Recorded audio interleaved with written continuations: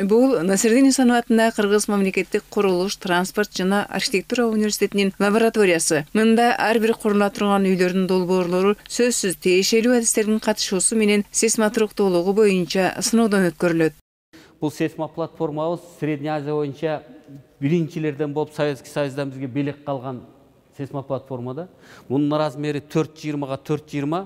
Анан үйдүн негизги модельдерин биз 3-кө 4 кылып, бул жерде мына 6-чы моделибиз. Буга чейин жана жергиликтүү материалдан, ылай материалдардан салынгандарын жанагы башында дагы айтып кеткенмин, сокмо, пагза, андан кийин жана чыйкый кыш, чоң кышы, кичинекей кыш, андан кийинки жанагы жыгач каркас топурак менен толтурулган ылай топурак менен. Бул дегенди сынч деп коет, кош сынч, жеке сынч деп биздин түштүк тарапта Тажикстанга жакын жерлерде, Өзбекстанга жакын жерлерде көп салынат. Ал модельди. Андан кийин 4-чү модель жанагы железобетонный каркас деп коет атпайбызбы? Ошол каркасты түзүп, анын ичтерин дагы кадимки эле ылай материалдар менен толуктап, аны эксперимент жүргүздүк. Анан 5-чи экспериментибиз жана бүгүнкү күндө жергиликтүү материалдан салынган үйлөрдө жашап атат да. Биздин 65% айыл жеринде жашагандардын баардыгы ошондой үйлөрдө жашайт. Анан алардын коопсуздугун камсыз кылуу үчүн ошол үйлөрдү кантип бекемдөө керек? Ошонун негизинде анан 5-чи экспериментти кадимки ылайдан салынган жөнөкөй, аябай жөнөкөй үйдү салып, могу жерде биздин магистранттардын жардамы менен. Анан ал үйдү биз бекемдеп чыктык. Ошол эле жыгач каркас менен ичи сыртынан мындайынча бир сөз менен айтканда, жүктүн баарын жанагы топурак ылайга эмес, биз жаңы создавать эткен ошо кылган каркаска түшүрүп, ошого берип туруп, аны испытать этип, сыртынан каркастарды түзүп атканда, жыгач каркастардын ортосу ачык-ачык калып калганда, аны 2-тен 1 иштеп туруп, жанагы утепление деп коебуз, жылуулап, жылуулук системасын кошо алып кетип, анан анын сыртын кайра сетка менен тартып туруп, шваб чыкканбыз. Сложный раствор деп коет го, ошондой раствор менен шваб чыгып, биз титиреткенде андан эч кандай жаракка кеткен эмес. Бүгүнкү күндө ошол эмелерибиздин баары бар, жана жазган макалаларыбыз бар, акт внедрения деп коет, ошолорубуз бар жазалган.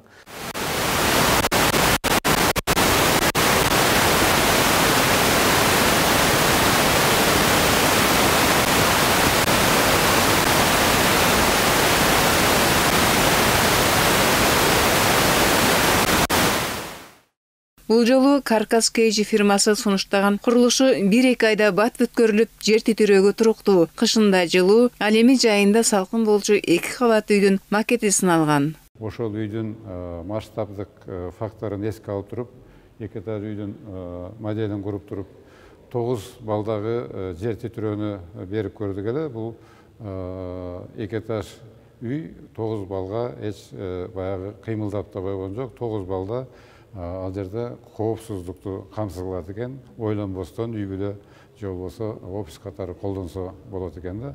Ал эми колдонгон материалдар бул каркас колдонгондуктан жеңил болоттон жасалган мынакей каркас. Же болбосо эластика деп коет. Эластика каркас менен курулган үйлөр бүгүнкү күндө Кыргызстанда аябай маанилүү багытты ээлеп атат. Себеби мен айткандай куруу мөөнөтү дагы аябай аз, 1,5 айдан 2 айга чейин кирпич имараттарга же болбосо башка бетон каркасына караганда бул үй батыраак бүтүп атат. Анан кийин жашоочулар үчүн аябай пайдасы чоң болуп атат, арзан да болуп атпайбы? Арзан. Бир 2 комнаталы, 4 комнаталы үйдөн болжолдуу түрдө канчага түшүп калышы мүмкүн каражат? Эми ошол колдонулган, анан кийин ошол жердеги ар бир этаждын аянтына, бөлмөлөрүнө жараша болот. Эми бул максималдуу бүгүнкү күндө алып караганда доллар менен 70-80 миңдин тегерегинде болот. Ал колдонгон материалдарга жараша болот да. Анан экинчи багыты ушул эле үйдү биз акылдуу үй деген долбоор менен биздин Акоша деген магистрибиз бар. Ошол магистр өзүнүн долбоорун бияка толугу менен ишке киргизди да. Себеби аралыктан башкаруу, жанагы телефондун жардамы менен же болбосо үндүн жардамы менен үйдү башкарат да. Эмне үчүн акылдуу? Бул жакта жайгашкан бардык жабдыктар, компьютерлер, ошондой эле чырактар бардыгы акылдуу болуп саналат. Булардын бардыгы Industry 4.0 деген технологиянын негизинде иштейт. Эгерде бул кнопканы бассам, биринчи терезе ачылып баштайт. Эгерде кайра басып койсом, терезе жабылып калат. Ошондой эле бул жакта акылдуу чайнектер орнотулган. Эгерде муну бассак, чай куюлуп баштайт. Бул жерде кадимки эле биз колдонгон тефал. Буга болсо мен өзүмдүн микросхемаларымды орнотуп, программалоо тилдери менен акылдуу чайнек айландыргам.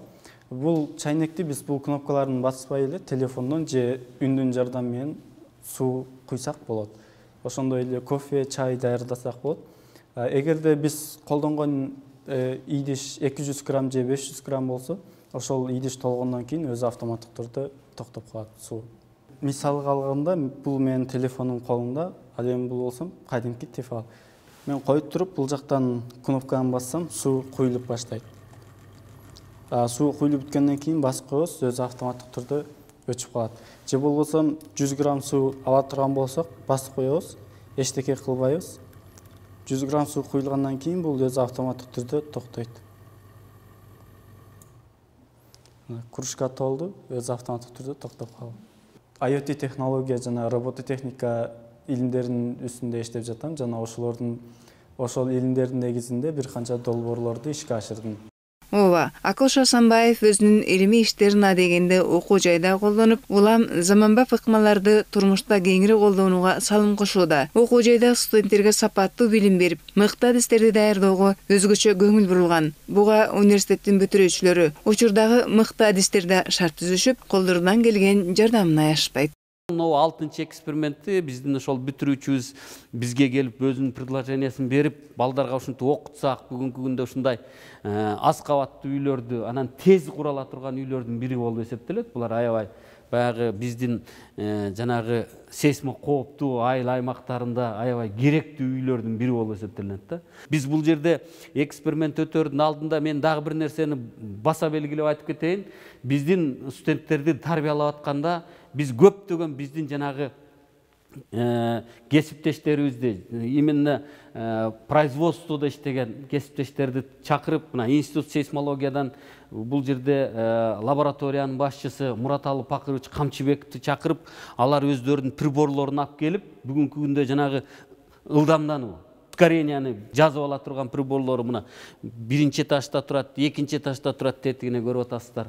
Булардын баары менен алып, анан канча балл экенин жанагы ускорениянын көрсөткүчү менен монча балга тура келет экен деп биз айта алабыз да.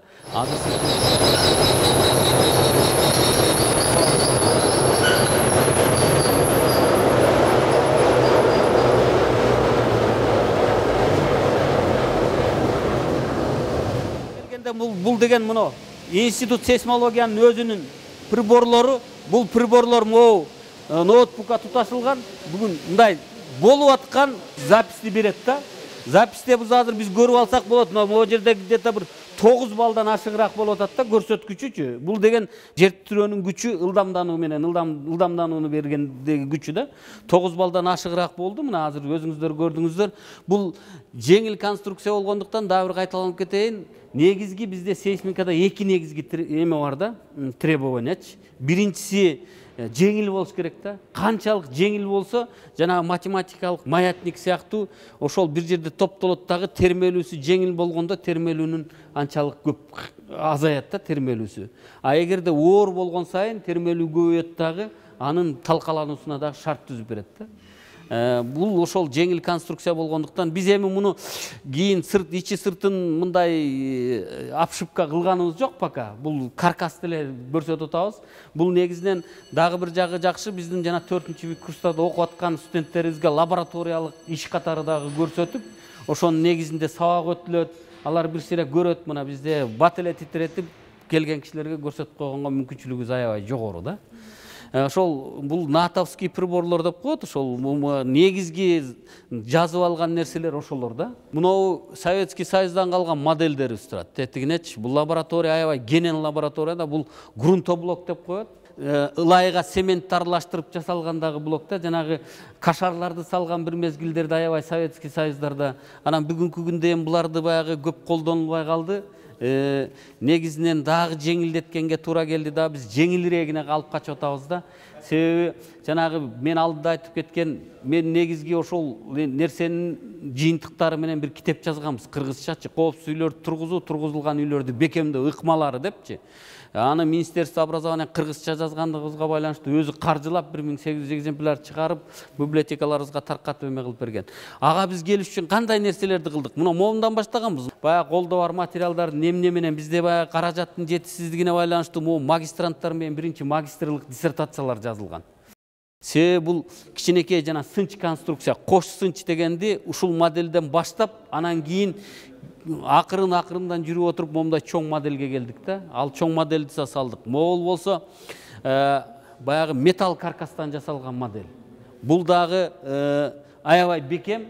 Буну негизинен биз жер титирөөгө текшерели деп коюп койгонбуз, бирок момундайларды текшергенден кийин мунун көп деле каражаты жокпу деп турабыз, бирок баары бир кезеге келсе буну дагы текшерип меден өткөрөбүз, эксперименттен өткөрөбүз. Бул лаборатория баягы строительный конструкции деп атпайбы, бул жерге эмне кирет? Металл кирет, железобетон кирет, жыгач конструкциялары кирет. Ушулардын баарын камтыган бул межкафедральная лаборатория деп коебуз да. Кадимки ылайдан жасалган үйлөрдөн тартып, азыркы заманбап аталган курулуштун бардык түрүн сыноодон өткөргөн окуу жайдын мындай лабораториясынын ар кандай үйлөрдөн, түрдүү имараттардан бекем, сапаттуу болушу үчүн аткарган кызматы чоң. Мынау илгерки даяр сборный плита перекрытия деп коет да. Ошонун негизги нагрузкаларды берип, бул кандай ийилет, кайсыл мезгилде канчалык ийилип кетет. Анан кийин баягы бизде строительстводо понятие бар, ползучесть деп коет да. Ползучийси кандай болот? Же болбосо релаксация деп коет. Современен бирдей нагрузка болуп турганда ошол конструкция же болбосо ийилип кетсе, бул ползучесть болуп калат. Эгерде ошол постоянный нагрузка турганда акырындан бастана кетсе, бул релаксация болот да, жанагы бошонуп өзүнүн мурдагы калыбына келгенге аракет кылат деген сөз да. Анан тетигинде болсо көрүп атасыздар, жанагы эшик терезенин үстүнө койгон перемычка деп коет. Бизде бириктиргич деп которуп атабыз. Железобетонный перемычкаларды. Ошолордун испытать этебиз. Бул жерде жанагы арматуралардын канчалык бекемдиги бар, на растяжение кандай болот. Ошол эле мезгилде могу жерге кайра кысууга канчалык чыдамдуулугу бар. Негизи арматураны эме кылбайбыз, отдельный образецтерди жазып алабыз дагы. Мисалы, стальной материалдар эч качан сынбайт дагы, просто расплешивается, как лепешка болуп туруп эле жалпайып кете берет. Ошол эле мезгилде жана чугун, морт материалдар бар да, аларды кое турган болсок, аларда трещина болот. Ошентип бул жака кысууга, анан бул жака чоюуга испытанияларды өткөрөбүз. Алдагы жерлерде болсо мына бизде железный дорога деген бар, специальная. Строительство железных дорог, темир жол деген. Ошол темир жолду кандай кылат, ошолордун немеси канча болуш керек, жана колеялары. Ошол эле мезгилде бизде мындай шпалдарыбыз бар, темир жолдун атайын шпалдарын жасап, кандай бекилет, железобетонный шпалдар бар. Тетигине бул жерде турат. Булардын баарын биз негизи испытанияны көрсөтүп, балдарга кантип бекемделе турганын көрсөтөбүз. Деревянный конструкцияларды, же болсо темир конструкцияларын, же болсо бетондорду кысып, жана кубиковый прочность дегендерди аныктай турган нерселерибиз бар. Илгери арматура деселечи, студенттердин баары түшүнбөйт да. Анан биз момунту кол менен көрсөтөбүз. Могу А1, анан кийин боул деген А2 депчи. Диаметри канча болсо ошончо болсун, бир гладкий болсо А1 болот. Бул илгерки Советский Союзда алынган А2 деген арматуралар болгон. Мынау А3 деген бул эмнеси менен? Бул спираль болот, А2сы. Бул болсо елочка болот мындай. Ошонусу менен бүгүн анан А4, А5, А6 дегендер бар болчу, эми бүгүнкү күндө булардын баары башкача маркировка болуп калды.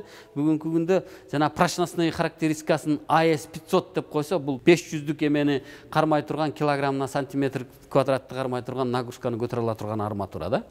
Биздин институтта ушул патент бөлүмү бар. Себеби эми университет окуу жайы болгондон кийин ойлоп табуу иштери ар кандай болуш керек. Студенттер болобу, магистранттар, аспиранттар же окумуштуулар болобу. Ошон үчүн ушул Бул эми Советтер Союзунун убагында илгери баягы политехникалык институт болуп турган кезде дагы ушул мына фондулар ушундай түзүлгөн экен. Мына жерде мына изобретение стран мира, дүйнө жүзүнүн ойлоп табуулар деген журналдар жана Советтер Союзунун илгерки ойлоп табылган баардык ойлоп табуулардын баары ушул жерде турат. Анан илимий отчеттор. Мына бул өзүнчө эле бир мини библиотека деп койсок болот, патенттикчи. Анан эми албетте азыр баардык электрондук болуп калды. Бизде мына ушу компьютерлерде ушул базалар бар. Анан мына момундай журналдарда да ушу келип алып туруп студенттер болобу, аспиранттар болобу келип туруп анан ушул жерде патентовед кызматкерибиз бар, патентовед эжекебиз Яш Исаевна деген. Анан ал киши консультация берет. Ушу патенттөө иштери, ойлоп табуу иштери биздин институт аркылуу өтөт. Бул негизи азыр ойлоп табуу иштерине интеллектуалдык менчик абдан көп көңүл бурулуп атат. Анын үчүн атайын ошондой кыргыз патент дагы инновациялык өнүктүрүү болсун деп ушундай атайын жоболор кабыл алынган. Биз Кыргызстандагы окуу жайлардын ичинен биринчилерден болуп ошо интеллектуалдык менчик боюнча саясаты деген жобону кабыл алып, окумуштуулар кеңеши бекитип, ошону бекиткенбиз биринчилерден болуп. Азыр ошол жобобуз иштеп атат. Илим изилдөө институту 2013 жылы түзүлгөн. Ушул биздин университетте бир эле илим изилдөө институту бар.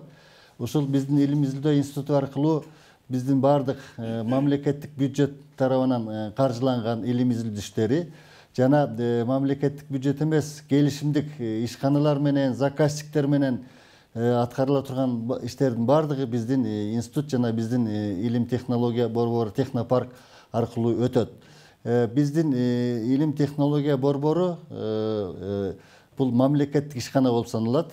Анан кийин биз ушундай келишимдик иштерди аткарабыз. Биздин кафедралардын баардыгы ушул биздин технологиялык борбор менен иштешет. Ошон үчүн айрыкча курулуш тармагында ишканаларды, имараттарды же бир башка курулмаларды сыноо, ошолордун физикалык абалын, анын сейсмо туруктуулугун сыноо, ошолорго бир тыянак, корутунду, заключение алыш керек болсо, же болбосо бир жаңы чыгарып жаткан материалдарды испытание, сыноо өткөрүп, физика-механикалык касиеттерин сыноодон өткөрүп, ошого да бир заключение, тыянак экспертный алыш керек болсо, же болбосо бир имараттардын, башка курулуштардын проектлерин, долбоорлук иштерди аткарыш керек болсо, долбоорлук сметалык иштерди аткарыш керек болсо, андан сырткары бул эл жашаган, калк жашаган пункттар, райондор болобу, селолор болобу, ошолордун генералдык башкы планын, ген планды иштеп чыгыш керек болсо, мына ушул иштердин баардыгын биз аткара алабыз. Андан сырткары бизде кафедралар адистердин квалификациясын жогорулатуу курстарын өткөрө алат жана ошого да сертификат беребиз. Ошол сертификаттар да жарайт. Андан сырткары мен биздин жаштарга кайрылат элем, эгерде жумушчу кесиптерге, айрыкча курулуш тармагында кесиптерге даярдаш керек болсо, жумушчу катары биз кыска эле убакыттагы курстарды өткөрөбүз, 1 айлык, 2 айлык курстарды. Ошонун негизинде сертификат да беребиз. Ошо сертификаттар дагы жарайт, биздин лицензияларыбыз бар. Анан ушул багыттагы бир иштер болуп калса, анда бизге кайрылсаңыздар болот түстөн түз.